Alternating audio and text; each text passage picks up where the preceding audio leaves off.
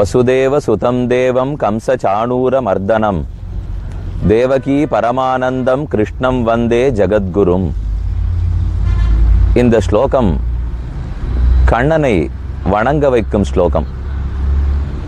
வசுதேவனுக்கு பிள்ளையாய், கம்சன் என்னும் கொடியோனை முடித்தவனாய், தேவகிக்கு மகிழ்ச்சியை ஏற்படுத்துவதற்காக பிறந்தவனாய், ஜகத்துக்கே குருவாக இருந்து கீதையை உபதேசித்தவனான கண்ணனை வந்தே வணங்குகிறேன் என்ன இந்த ஸ்லோகத்தாலே சொல்லப்படுகிறது.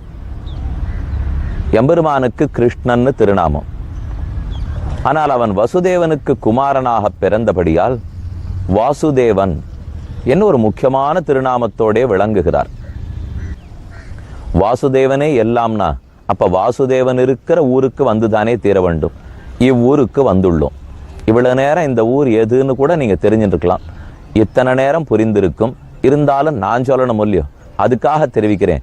வாசுதேவனாய், பரவாசுதேவனாய், ஸ்ரீவித்யா ராஜகோபாலனாய், ஹாரித்ரா நதியின் கரையிலே மன்னார்குடியில் பெருமான் சேவை சாதிக்கிறான். நாம் இப்ப மன்னார்குடிக்கு வந்து சேர்ந்துள்ளோம். மன்னார்குடினாலே கோபாலன் தான், கோபாலன்னாலே மன்னார்குடி தான். ராஜமன்னார்குடியின் இதற்கு திருநாமம். பெருமானுக்கு ஸ்ரீவித்யா ராஜகோபாலன் என்று திருநாமம். நாம் அந்த மன்னார்குடியன் மிக உயர்ந்த புஷ்கரணி கரையிலே இருக்கிறோம். இங்கே பல தீர்த்தங்கள் உண்டு. உலகத்திலே என்னென்னலாம் நல்ல தீர்த்தங்கள் உண்டோ, தூய்மை படைத்தவர்கள் உண்டோ, அது அத்தனையும் இந்த தீர்த்தத்திலே சேர்ந்தது. அதுல பிரதானமாய் தலையானதாக விளங்குவது தான் ஹாரித்ரா நதி. இந்த ஹாரித்ரா நதின்னு பேர் வச்சிருக்காளோ இல்லையோ, இது குளம் தானே. ஹாரித்ரா புஷ்கரணி, ஹாரித்ரா குளம்னு பேர் வச்சிருக்கலாமேன்னா, இது குளம் அளவுக்கு சின்னதா இல்லையே, இது நதி அளவுக்கு பெருசா இருக்கு. ஏன்? சமுத்திர தளவு அலையறிந்து கொண்டு இருக்கிறது.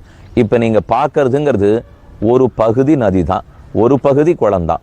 இந்த குளத்துக்கு நடுவிலேயே கோபாலனுடைய சந்நிதி உள்ளது. குளத்தின் ஒரு பக்கத்தில் ஸ்ரீனிவாச பெருமாள் இருக்கிறார், அடுத்த பக்கத்தில் ஆஞ்சநேய சுவாமி இருக்கிறார், அடுத்த பக்கத்தில் ராமர் சந்நிதி இருக்கிறது. நாம் ஒரு பக்கத்திலே இருக்கிறோம். முன்னாட்களிலே எல்லாம் படகுலே இந்த கரையிலேந்து நடுவில் இருக்கிற ராஜகோபால சுவாமியினுடைய சந்நிதிக்கு போறதுக்கே முடியும்.